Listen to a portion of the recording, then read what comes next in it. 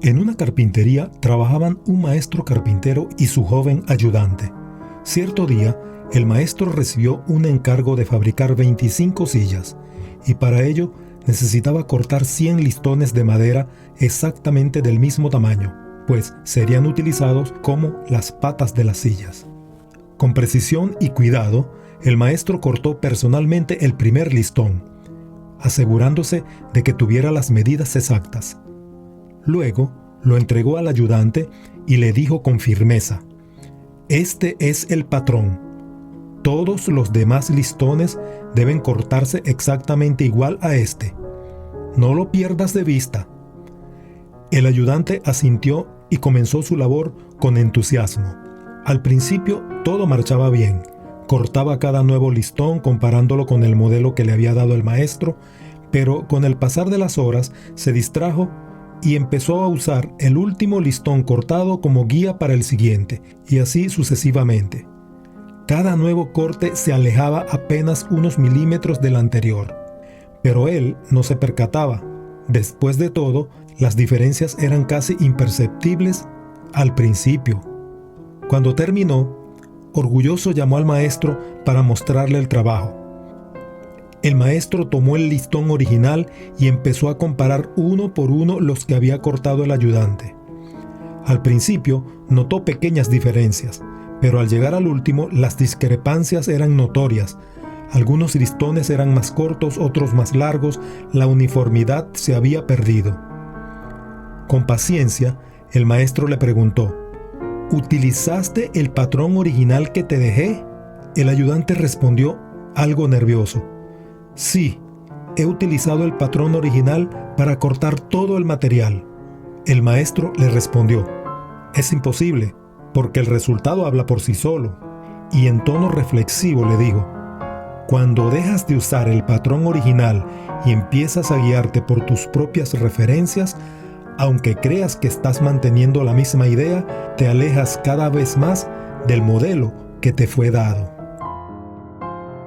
Si conectamos esta historia con nuestra vida cristiana, es válido preguntarse: ¿estamos construyendo nuestra fe sobre lo que Cristo estableció o sobre estructuras que se fueron modificando con los siglos? ¿Cuánto se parece la iglesia de hoy al modelo original que nació en Jerusalén el día de Pentecostés? ¿Cree usted que Cristo fundó la Iglesia Católica Apostólica Romana? Quédate con nosotros, que este será el tema que trataremos hoy. Exploramos temas complejos de la Biblia analizando los textos originales, sean en hebreo, en arameo o en griego, y profundizamos en el contexto histórico, geográfico y sociocultural de cada pasaje. Alineados con la Gran Comisión, combatimos sin miedo el fanatismo, la religiosidad, los falsos maestros, los dogmas de hombre, el mercantilismo evangélico y la división de la iglesia. Es tiempo de quitarse esas vendas religiosas que han causado confusión por tanto tiempo. Es tiempo de que Cristo sea el centro. Es tiempo de aprender bien.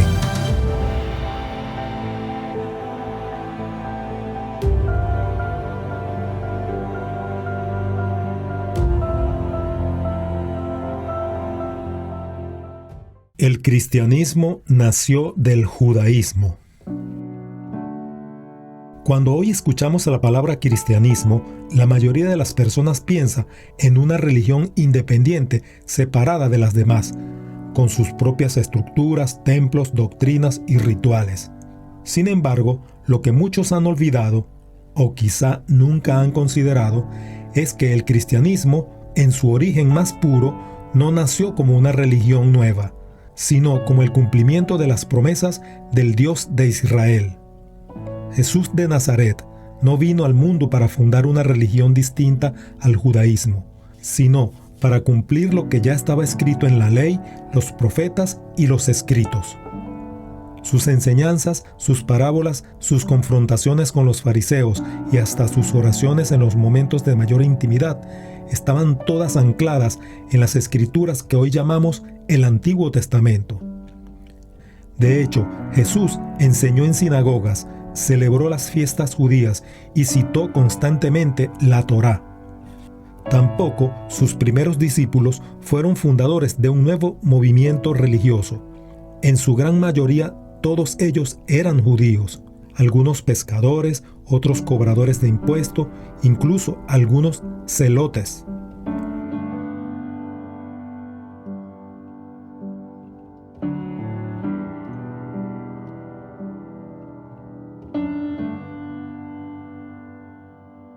Pero todos criados en el conocimiento de la ley y las tradiciones de sus padres. Cuando Jesús los llamó a seguirle, no les pidió abandonar el judaísmo, sino que les mostró que todo lo que los profetas habían anunciado se estaba cumpliendo delante de sus ojos. En otras palabras, el cristianismo no fue un invento humano posterior, sino la continuación y plenitud del plan redentor revelado por Dios a través del pueblo de Israel. Jesús es el Mesías prometido, y su obra no anuló las Escrituras, sino que las iluminó y las llevó a su cumplimiento. Por eso es tan importante recordar que los primeros creyentes en Cristo no se llamaban a sí mismos cristianos, ni formaban parte de una religión distinta. Eran judíos que creían que el Mesías había llegado, y como tales seguían asistiendo al templo, orando en las sinagogas y guardando muchas de las prácticas tradicionales, aunque con una comprensión mucho más profunda de su significado espiritual. Pero este inicio humilde y profundamente judío fue evolucionando, y muy pronto las tensiones entre los seguidores de Jesús y el liderazgo religioso de Israel comenzaron a hacerse evidentes. El mensaje de Cristo no encajaba con las expectativas del poder, legalismo y control que muchos esperaban de un Mesías, y eso marcó el principio de una separación inevitable. El nacimiento del movimiento cristiano y el uso de las Escrituras. A medida que el mensaje de Jesús se fue difundiendo, la división entre quienes lo reconocían como el Mesías y quienes lo rechazaban se fue profundizando. Los primeros seguidores de Cristo continuaban reuniéndose en Jerusalén y en otras ciudades, con una fuerte presencia judía, pero el conflicto con las autoridades religiosas no tardó en escalar. Las palabras y las acciones de los apóstoles eran vistas como una amenaza directa al sistema establecido, y pronto comenzaron las persecuciones. Sin embargo, lejos de apagarse, el mensaje de Jesús se extendió aún más. Con la muerte y resurrección del Señor como núcleo central, los apóstoles comenzaron a predicar por toda Judea, Samaria y hasta los confines del mundo romano. Y con cada nueva comunidad que nacía, también surgía una necesidad vital: enseñar con claridad lo que Jesús había dicho e interpretar correctamente su vida y su obra a la luz de las Escrituras. Pero aquí es donde debemos hacer una aclaración importante. En los primeros años del cristianismo no existía el Nuevo Testamento. Los únicos textos sagrados que tenían los discípulos eran las Escrituras hebreas, las que hoy conocemos como el Antiguo Testamento. Y esas fueron las Escrituras que Jesús usó, que los apóstoles citaron y que los primeros cristianos predicaron con fidelidad. Por eso, cuando leemos los escritos de los apóstoles, encontramos una y otra vez expresiones como «está escrito» o «según las Escrituras», refiriéndose a esos textos. Estas escrituras se usaban no solo para evangelizar, sino también para enseñar, corregir, animar y defender la fe ante las crecientes amenazas externas e internas. A través de ellas se demostraba que Jesús era el Hijo de Dios, el Cordero prometido, el cumplimiento de la ley y de los profetas. Además, es fundamental comprender que en esos primeros años no existía una institución centralizada que controlara a todas las iglesias. Lo que había era comunidades de creyentes, dispersas por distintas regiones, guiadas por ancianos y pastores, unidas por la fe común en Cristo. Su autoridad no venía de una estructura piramidal, sino de la enseñanza de los apóstoles y del testimonio de las Escrituras. Con el tiempo y a medida que los apóstoles iban muriendo, comenzaron a circular por las iglesias cartas escritas por ellos, relatos sobre la vida de Jesús, exhortaciones a las comunidades y textos proféticos. Estas escrituras, inspiradas por el Espíritu Santo, comenzaron a ser copiadas, compartidas y leídas públicamente en las reuniones. Sin embargo, aún no existía una Biblia como la conocemos hoy. Lo que sí existía era una fe viva, profundamente arraigada en el testimonio de Cristo y sostenida por la palabra de Dios, que hasta ese momento era el Antiguo Testamento, especialmente en su versión griega conocida como la Septuaginta, que fue una traducción al griego de las escrituras hebreas realizada entre los siglos 3 y 4 en Alejandría, Egipto, donde vivía una numerosa comunidad judía que ya no dominaba el hebreo. Esta versión se convirtió en la más usada fuera de Palestina y fue la Biblia principal de los judíos de la diáspora. Para los primeros cristianos, especialmente aquellos que no hablaban hebreo, la Septuaginta fue la base para comprender las promesas mesiánicas y predicar que Jesús era su cumplimiento. Este período entonces fue una etapa de formación doctrinal y expansión misionera. El cristianismo, aunque nacía dentro del judaísmo, ya comenzaba a perfilarse como un movimiento independiente, centrado en la figura de Cristo, pero profundamente unido al legado escritural del pueblo de Israel. El surgimiento del nombre cristianos y las primeras persecuciones. A medida que el mensaje de Jesús se extendía por fuera de las fronteras de Judea, las comunidades cristianas comenzaron a multiplicarse. Hombres y mujeres, tanto judíos como gentiles, se convertían al creer en la resurrección de Cristo y en el perdón de los pecados por medio de su nombre. Y con esta expansión surgió algo inevitable: una nueva identidad. El libro de los Hechos nos cuenta que fue en Antioquía, una ciudad importante del Imperio Romano, donde por primera vez los seguidores de Jesús fueron llamados cristianos.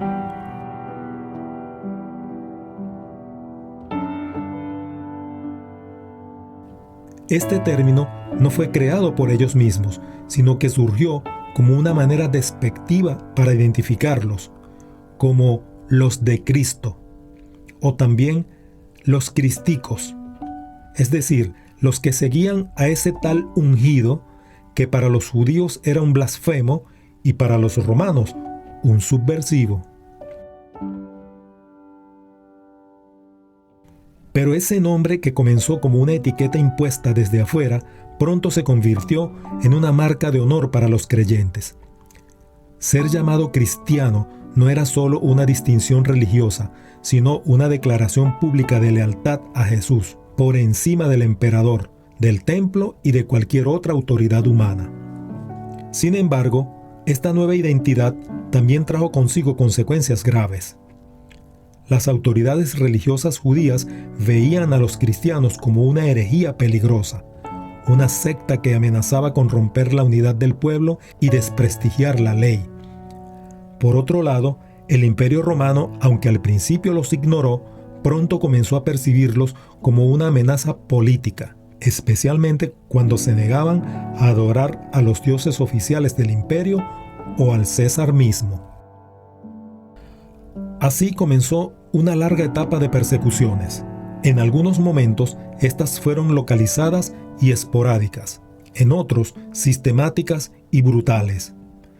Desde la ejecución de Esteban hasta el martirio de Pedro y Pablo en Roma, la sangre de los cristianos comenzó a correr como semilla para una fe que, lejos de extinguirse, se fortalecía en medio del sufrimiento. Durante esos años, ser cristiano no era una posición cómoda ni socialmente aceptada. No había templos majestuosos ni privilegios estatales. Los creyentes se reunían en casas, en catacumbas o en cualquier lugar donde pudieran compartir la enseñanza apostólica, partir el pan y animarse unos a otros en medio del peligro. Era una fe clandestina, perseguida, pero viva, una comunidad sin poder político, pero llena del poder de Dios. Es aquí donde comienza a tomar forma algo profundamente revelador para este estudio: La Iglesia de Cristo no nació poderosa, estructurada ni institucionalizada, sino sencilla, sufriente y llena de convicción. Era una iglesia unida por el testimonio de la resurrección, sostenida por las Escrituras, guiadas por el Espíritu Santo y nutrida por el amor fraternal. No tenía jerarquías impuestas ni títulos honoríficos, sino siervos, mártires y discípulos. Este es el verdadero origen de la iglesia, un cuerpo de creyentes, no una institución política, una familia de fe, no una estructura piramidal. Y entender esto es esencial para desmontar la idea de que Cristo fundó una organización como la que siglos más tarde se institucionalizaría con poder imperial. La iglesia perseguida y el legado de los padres de la fe cristiana. Durante los primeros 3 siglos después de Cristo, la iglesia vivió en una constante tensión entre su crecimiento espiritual y la presión del entorno hostil que la rodeaba. Perseguidos por el Imperio Romano, acusados de ser enemigos del orden público y traidores a la religión oficial, los cristianos eran objeto de burlas, encarcelamientos, torturas y ejecuciones. Y sin embargo, la iglesia no solo sobrevivió en ese periodo de sufrimiento, sino que se fortaleció profundamente. En medio de esta oscuridad surgieron hombres y mujeres que dejaron una huella imborrable en la historia de la fe. No fueron apóstoles, pero fueron herederos fieles de su enseñanza. A estos creyentes, maestros, teólogos, pastores, defensores de la fe, los conocemos hoy como los padres de la iglesia. Los padres de la iglesia jugaron un papel fundamental en la defensa del evangelio y en la preservación de la enseñanza apostólica. Ellos no inventaron la fe, la protegieron, no definieron un nuevo mensaje, aclararon lo que ya había sido entregado.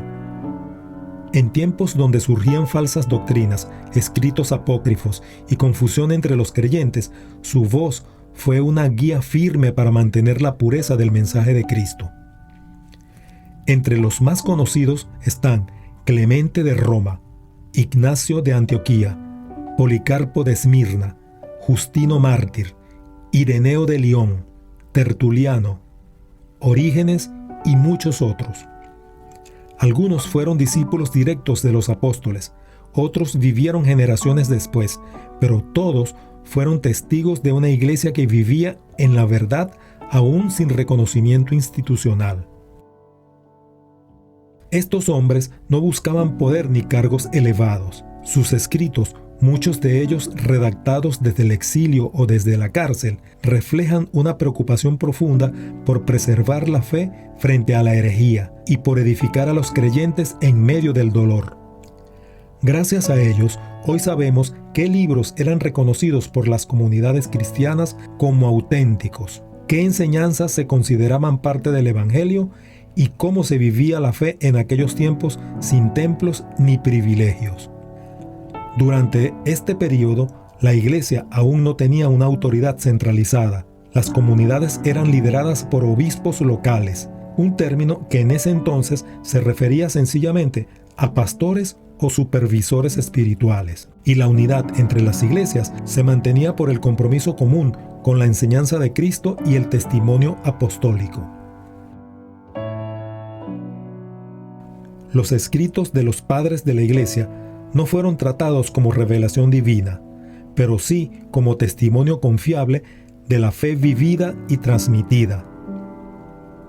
A través de sus cartas, apologías, comentarios y exhortaciones, podemos ver con claridad cómo era la iglesia primitiva, que muchos hoy han olvidado. Una iglesia pobre, perseguida, sin alianzas con el poder, pero firme en su fe, rica en doctrina y apasionada por Cristo. Y aquí es necesario hacer una aclaración importante que muchas veces se pasa por alto. Muchos de estos padres de la iglesia fueron discípulos directos de los apóstoles o alumnos de hombres que los conocieron personalmente. Por ejemplo, Policarpo de Esmirna fue discípulo del apóstol Juan, e incluso Ireneo de Lión, una de las voces más firmes contra las herejías en su tiempo, fue discípulo de Policarpo. También Clemente de Roma vivió en tiempos de los apóstoles y es considerado por algunos como colaborador del apóstol Pablo, mientras que Ignacio de Antioquía fue obispo en una iglesia fundada por Pedro y Pablo. Este dato histórico no es menor. Nos dice que los escritos de estos hombres representan la memoria viva de lo que los apóstoles enseñaron más allá de lo que quedó por escrito. A eso es lo que hoy muchos llaman las tradiciones apostólicas. No se trata de leyendas ni de invenciones posteriores, sino de enseñanzas orales, costumbres litúrgicas y testimonios doctrinales que circularon en las iglesias desde el principio y que fueron reconocidos por las comunidades como parte de la fe entregada. Por eso, descartar todo lo que no está escrito en la Biblia, como hacen algunos grupos protestantes aferrados al principio de la sola escritura, es desconocer cómo Dios preservó y transmitió la verdad en los primeros siglos. La Biblia no cayó del cielo terminada, ni venía acompañada de un manual de interpretación. Fueron precisamente estas tradiciones vivas, transmitidas por hombres fieles a los apóstoles, las que ayudaron a la Iglesia a mantenerse unida, a discernir lo verdadero de lo falso y a evitar el caos doctrinal. Negar el valor de esos testimonios no solo es un error, sino un acto de soberbia histórica y teológica. Es como querer leer un libro sin tener en cuenta el contexto en el que fue escrito. No se trata de elevar la tradición por encima de la escritura, sino de comprender que, en la vida de la Iglesia, ambas caminaron juntas durante mucho tiempo. La palabra escrita y el testimonio vivo de quienes la entendieron desde su raíz apostólica. Así que, lejos de ser una pelea válida, la división entre escritura y tradición es muchas veces una discusión estéril nacida de una fe ciega y una falta de información seria. La iglesia primitiva nunca las separó, y si queremos entender cómo se formó la fe cristiana, no podemos darnos el lujo de ignorar la voz de quienes la recibieron directamente de los apóstoles. Es en este contexto de persecución, fidelidad y profundidad espiritual que comienza a surgir la necesidad de identificar con mayor claridad cuáles libros debían ser leídos en las iglesias como escritura inspirada y cuáles debían ser rechazados. Pero esa historia, la del canon, vendrá más adelante. Por ahora lo importante es entender esto. La iglesia verdadera, la que nació del Evangelio, no necesitó del favor de reyes ni de estructuras políticas para existir. Su autoridad venía de Cristo. Su fundamento eran los apóstoles, y su arma más poderosa era el testimonio de una vida transformada incluso ante la muerte. El término Iglesia Católica y el origen, desarrollo y consolidación del papado. Uno de los argumentos más repetidos por quienes afirman que la Iglesia Católica Romana fue fundada directamente por Jesucristo es que Él instituyó una sola iglesia y que esa iglesia ha estado siempre dirigida por el Papa como cabeza visible. Sin embargo, cuando revisamos la historia con seriedad, descubrimos que tanto el uso del término Iglesia Católica como la figura del Papa, tal como se entiende hoy, no existían durante los tiempos de Jesús, ni durante la época de los apóstoles. Jesús nunca utilizó el término católica ni romana para referirse a su iglesia. Lo que sí anunció fue que edificaría su iglesia, una comunidad de fe compuesta por aquellos que creyeran en Él, sin distinción de raza, lengua o nación. Y esa iglesia, según el libro de los Hechos, comenzó a formarse el día de Pentecostés, cuando el Espíritu Santo descendió sobre los discípulos y comenzó la expansión del mensaje de salvación a todas las naciones. Entonces, ¿de dónde surge el término Iglesia Católica? La palabra católica proviene del griego católicos, que significa universal, o también según el todo. Es decir, en su uso más temprano, La palabra no tenía connotaciones institucionales, jerárquicas ni romanas. Simplemente hacía referencia al carácter universal de la Iglesia de Cristo, en contraposición a grupos heréticos o sectarios que se apartaban de la enseñanza apostólica. La primera vez que se registra el uso escrito de este término es alrededor del año 107 después de Cristo, en la carta de Ignacio de Antioquía a los cristianos de Esmirna. Allí dice: «Donde está Jesucristo, allí está la Iglesia Católica». Es evidente que Ignacio no hablaba de una institución romana ni de una estructura dirigida desde el Vaticano, sino de la comunidad de creyentes fieles a Cristo y a los apóstoles, dispersos por todo el mundo conocido. Lo que él llamaba católica era la Iglesia universal, no una denominación en particular. Este uso del término católico se fue afianzando como una manera de distinguir la verdadera iglesia cristiana, es decir, la que conservaba la enseñanza de los apóstoles, de los grupos gnósticos, docetistas y demás herejías que surgían en los primeros siglos. Pero aún en los siglos II y III, nadie entendía el término Iglesia Católica como una estructura centralizada con un jefe supremo visible. Eso vendría mucho después.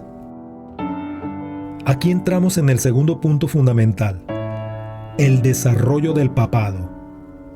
Es cierto que la iglesia primitiva reconocía el papel especial de los apóstoles, y dentro de ellos, Pedro tuvo una función destacada.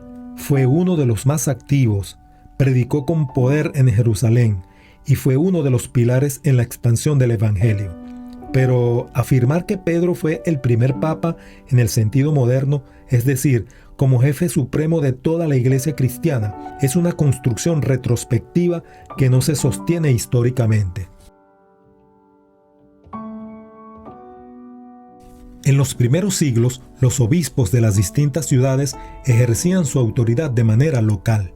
El obispo de Roma era uno entre muchos, y aunque su voz era respetada por ser Roma la capital del imperio, no tenía autoridad jurídica sobre las demás iglesias.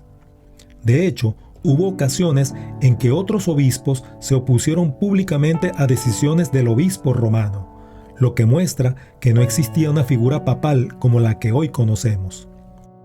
El título de papa, que viene del griego papas y significa simplemente padre, era usado en los primeros siglos como una forma respetuosa de referirse a varios obispos, no solo al de Roma. Fue con el tiempo que ese título se fue aplicando exclusivamente al obispo romano, pero incluso así no implicaba automáticamente una supremacía universal. La consolidación del papado como figura central y suprema ocurrió de forma gradual y no fue reconocida plenamente sino hasta el siglo V, durante el pontificado de León I, también llamado León Magno, quien fue el primero en articular con claridad la doctrina de que el obispo de Roma era el sucesor de Pedro y que por tanto tenía autoridad sobre toda la iglesia. En sus cartas y decretos, León reclamó esta primacía basándose en una interpretación teológica de Mateo 16:18, donde dice: «Tú eres Pedro, y sobre esta piedra edificaré mi iglesia», aplicándola no solo a Pedro, sino a quienes ocuparan la sede romana después de él. A partir de León I, el papado comenzó a tener un papel mucho más visible y activo en los asuntos doctrinales y políticos del cristianismo occidental. Y este proceso continuó fortaleciéndose en los siglos siguientes, especialmente después de la caída del Imperio Romano de Occidente en el año 476, cuando el obispo de Roma comenzó a ocupar un lugar clave en la estabilidad religiosa y social de Europa. Pero reiteramos con toda claridad, ni el título de papa, ni la institución jerárquica de la Iglesia Católica Romana existían en tiempos de Jesús, ni fueron instituidos por él. Fueron desarrollos históricos, doctrinales y políticos que surgieron siglos después en contextos completamente distintos al de la Iglesia primitiva. Por tanto, decir que Cristo fundó la Iglesia Católica Romana como la conocemos hoy, con un papa a la cabeza, es una afirmación que no resiste un examen serio de la historia. Cristo fundó su iglesia, sí, Pero esa iglesia era espiritual, viva, descentralizada, sostenida por la fe en Él y guiada por el Espíritu Santo. No era una institución romana ni respondía a una jerarquía eclesiástica impuesta desde el poder. La legalización del cristianismo y la transformación de la iglesia con el emperador Constantino. Hasta comienzos del siglo IV, el cristianismo había sobrevivido en condiciones difíciles, casi siempre oculto y perseguido. Los creyentes eran considerados enemigos del imperio, no por su conducta criminal, sino por su negativa a adorar a los dioses romanos o rendir culto al emperador. A pesar de esto, la fe cristiana se expandía con fuerza, sostenida por el testimonio de los apóstoles y la enseñanza de los padres de la iglesia, quienes guiaban a las comunidades a mantener la doctrina viva incluso en medio del dolor, el martirio y la dispersión. Pero todo dio un giro decisivo con la figura del emperador Constantino, quien subió al poder en el año 306 después de Cristo y posteriormente se convirtió en uno de los personajes más influyentes en la historia de la iglesia. Constantino obtuvo su simpatía por el cristianismo tras un episodio ocurrido antes de una de sus batallas más decisivas, la batalla del puente Milvio, en el año 312.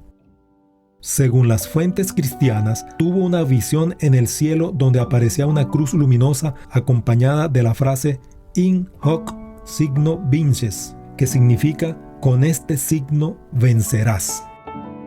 A partir de allí, mandó a marcar los escudos de sus soldados con un símbolo cristiano con las primeras letras del nombre de Cristo. Ganó esa batalla y lo interpretó como una señal del poder del Dios cristiano, lo que reforzó su inclinación hacia esta fe y lo llevó a favorecer abiertamente a los cristianos de entonces. En el año 313, Constantino junto con Licinio emitió el famoso Edicto de Milán, que legalizó el cristianismo y puso fin a siglos de persecuciones. Con este decreto, los cristianos podían ya reunirse públicamente, construir templos y vivir su fe sin temor. Este paso trajo un alivio inmenso para los creyentes, pero también marcó el comienzo de una profunda transformación de la iglesia. De ser una comunidad espiritual perseguida, ahora pasaba a recibir favores imperiales, recursos, protección y en muchos casos privilegios políticos y sociales.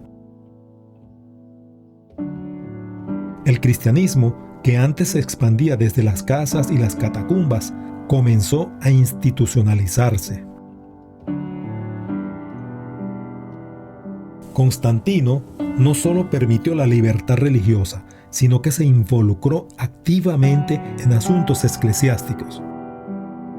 Convocó el Concilio de Nicea en el año 325, con el propósito de resolver disputas doctrinales, especialmente la herejía arriana, y preservar la unidad del imperio a través de una fe cristiana común. Si bien no se declaró oficialmente cristiano, sino hasta el final de su vida, Constantino se consideraba obispo externo de la iglesia y usó su autoridad política para favorecer el desarrollo de una iglesia unificada. La relación entre el poder imperial y la iglesia se fue profundizando con el tiempo. A medida que el cristianismo se fortalecía como religión protegida y luego oficial, se fueron adoptando estructuras más jerárquicas, se construyeron grandes basílicas y los obispos comenzaron a ocupar un rol similar al de funcionarios estatales. Roma, por ser la capital del Imperio Occidental, vio crecer la importancia de su obispo, pero también Antioquía, Alejandría, Jerusalén y Constantinopla desarrollaron su influencia en lo que se conocieron como las grandes sedes patriarcales. Lo que en sus orígenes era una iglesia perseguida y descentralizada, sostenida por la fe, el testimonio y las escrituras, comenzó ahora a adoptar una fisonomía institucional muchas veces condicionada por intereses políticos, alianzas imperiales y disputas por el poder. esta transformación fue progresiva pero determinante. Si bien no podemos negar que la legalización del cristianismo permitió la expansión de la fe a gran escala y puso fin al martirio, también es cierto que la fusión entre la Iglesia y el Imperio Romano trajo consigo consecuencias complejas. El evangelio, que antes se transmitía con la sencillez de la palabra y el testimonio, ahora se mezclaba con protocolos, cargos y estructuras de poder.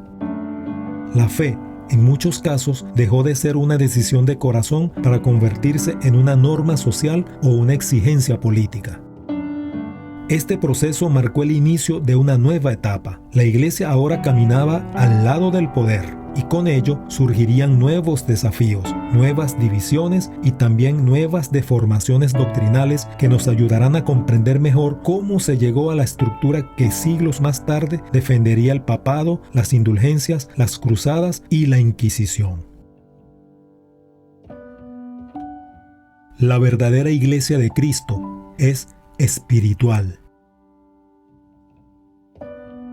La historia de la Iglesia de Cristo comienza en el día de Pentecostés, cuando el Espíritu Santo descendió sobre los apóstoles y los discípulos que estaban reunidos en Jerusalén. En ese momento, la Iglesia nació como un movimiento espiritual, no como una institución religiosa.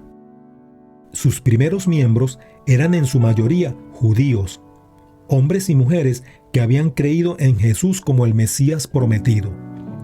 No había templos majestuosos ni jerarquías complejas, solo un grupo de creyentes llenos del Espíritu Santo, impulsados a anunciar las buenas nuevas de salvación a todo el mundo. Con el pasar de los años, a medida que los apóstoles predicaban y establecían comunidades de fe, comenzaron también a escribirse cartas, evangelios y documentos que más adelante formarían el Nuevo Testamento. Estos textos no fueron producto de una imposición institucional, sino el fruto de vivencias reales inspiradas por Dios que reflejaban el testimonio directo de los apóstoles y sus discípulos. Así fue naciendo el cristianismo, como una respuesta viva al mensaje de Jesús, transmitido con fidelidad por aquellos que caminaron con él o fueron enseñados por sus testigos. Tras la muerte de los apóstoles, sus discípulos continuaron la labor. Hombres como Policarpo, discípulo del apóstol Juan, o Ignacio de Antioquía, discípulo de Pedro o Pablo, según distintas fuentes, se convirtieron en los pilares de una segunda generación de creyentes.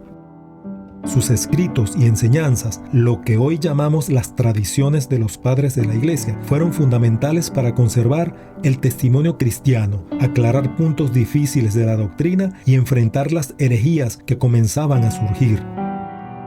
Durante siglos y a pesar de la persecución, la Iglesia permaneció fiel a su propósito, que era vivir el Evangelio de Cristo y proclamarlo al mundo. Cuando finalmente llegó la libertad religiosa con el Edicto de Milán en el año 313, la Iglesia dejó de vivir en las sombras. Ya sin persecución pudo organizarse, definir sus estructuras internas y también reconocer y preservar el canon bíblico definitivo, guiada por los criterios espirituales y doctrinales que se habían forjado durante la persecución. Pero con esa libertad también vinieron cambios significativos. Ahora la Iglesia se hallaba en una nueva etapa, vinculada al poder imperial y con una estructura cada vez más jerárquica e institucional. Fue entonces cuando comenzó a trazar una narrativa fundacional que diera soporte y legitimidad a su nueva organización. Siglos después de la Iglesia primitiva, se estableció como doctrina oficial que Pedro fue el primer papa y que Cristo fundó la Iglesia Católica Apostólica Romana. Pero ese relato no resiste un análisis histórico ni bíblico. Es simplemente una interpretación elaborada por la estructura eclesiástica para respaldar su primacía. La realidad es mucho más clara y poderosa. La Iglesia que Cristo fundó no tiene paredes, ni títulos, ni fronteras geográficas. Es una comunidad viva, formada por todos los que creen en Él, nacida en Pentecostés, cuando el Espíritu Santo fue derramado sobre creyentes humildes que en su mayoría eran judíos.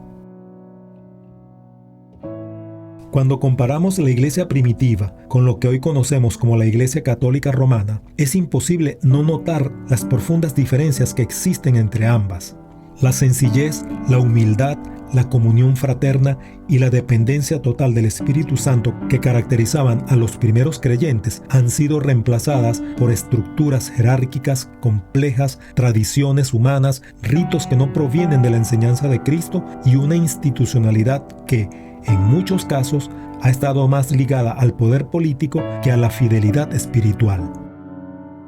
Han sido tantos los cambios, las adaptaciones y las reinterpretaciones a lo largo de los siglos que cuesta creer que todavía se afirme que se trata de la misma iglesia fundada por Jesús.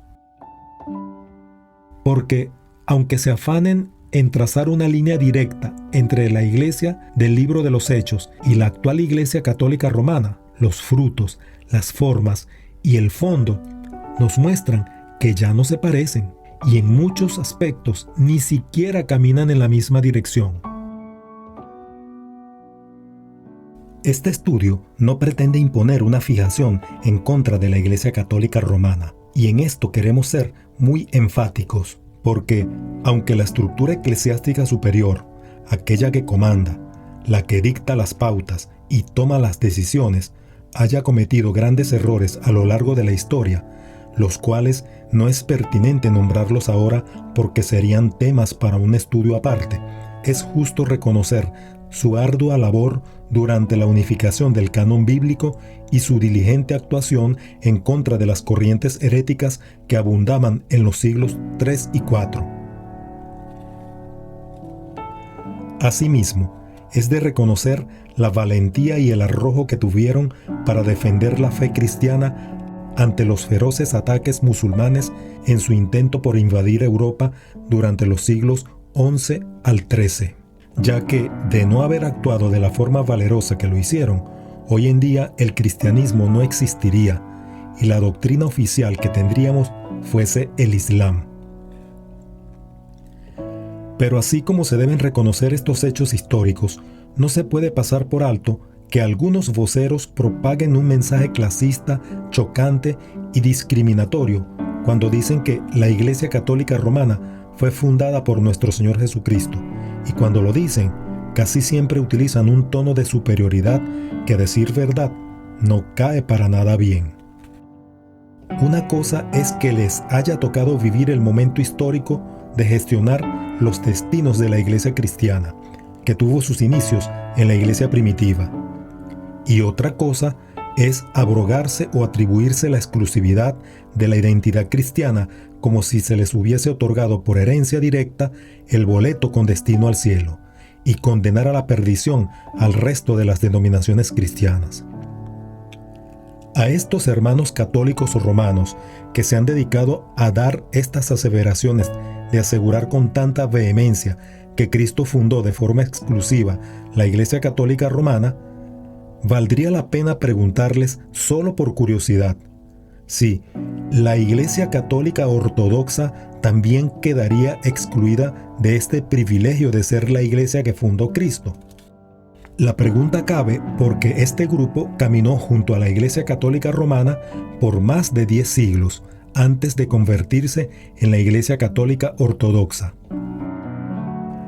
Esto es lo que nos lleva a pensar que existen muchas cosas que no encajan cuando se hacen este tipo de declaraciones, como que Cristo fundó la Iglesia Católica Romana o como que Pedro haya sido el primer papa.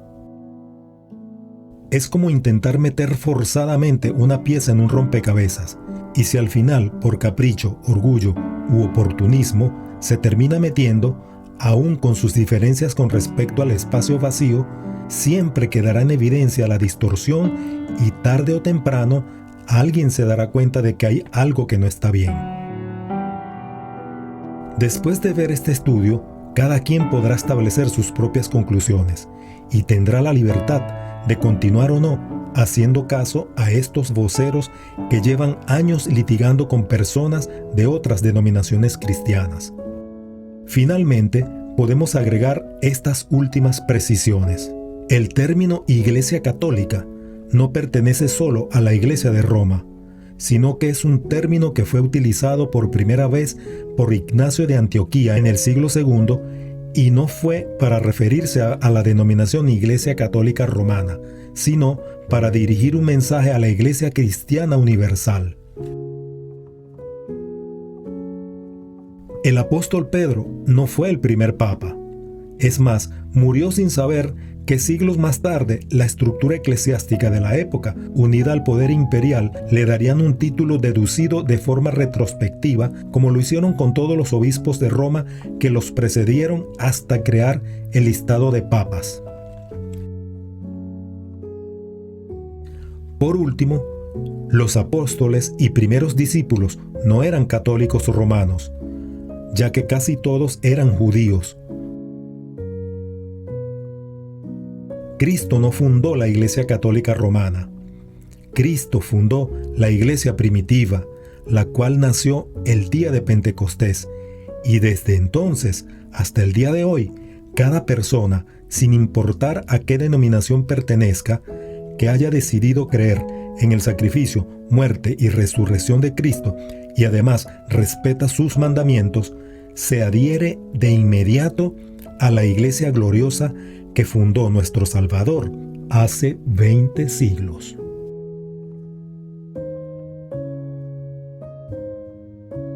Esperamos que este mensaje te haya sido de provecho y edificación y te extendemos la invitación para disfrutar todos nuestros contenidos. Dios te bendiga y te guarde.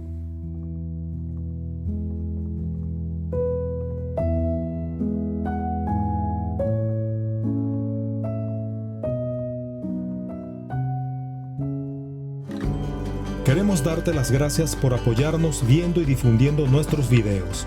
Y sabemos que algunos temas pudieran resultar duros de asimilar para algunos grupos que piensan diferente. Por lo cual, reiteramos que el propósito de este canal no es crear contiendas, sino ofrecer claridad en la enseñanza del Evangelio, en especial para aquellas personas que aún no son creyentes. Fomentamos el estudio de la Biblia, defendiendo la unidad de la verdadera iglesia. Y predicamos a Cristo, porque en ningún otro hay salvación. Estamos convencidos de que para enseñar bien, hay que aprender bien. Bendiciones para todos y hasta la próxima.